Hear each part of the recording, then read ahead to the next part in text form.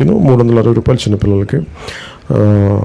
తక్కువ ఖర్చుతో భద్రతతో కూడిన ప్రయాణాన్ని అందించేందుకు గౌరవ ముఖ్యమంత్రి శ్రీ నారా చంద్రబాబు నాయుడు గారి నేతృత్వంలోని కూటమి ప్రభుత్వం వెంటనే నిర్ణయం తీసుకుంది.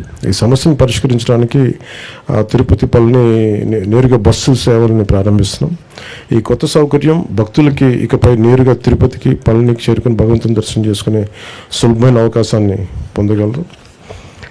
ప్రయాణ సమయం గణనీయంగా తగ్గడమే కాకుండా తిరుపతిలో వెంకటేశ్వర దర్శనంతో పాటు భక్తులు దగ్గరలో ఉన్న కాణిపాకం, గుడిమల్లం, శ్రీకాళహస్తి, తిరుచానూరు వంటి ఆలయాలకు కూడా దర్శించుకోవచ్చు.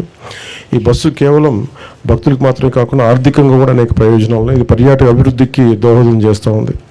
పళని మరియు తిరుపతి మధ్య క్రమమైన రవాణా ఏర్పడటం వల్ల ఆర్థిక కార్యకలాపాలు కూడా చాలా పెరుగుతాయి. రెండు రాష్ట్రాల మధ్య భక్తులకి సంబంధాలు మరింత బలపడతాయి.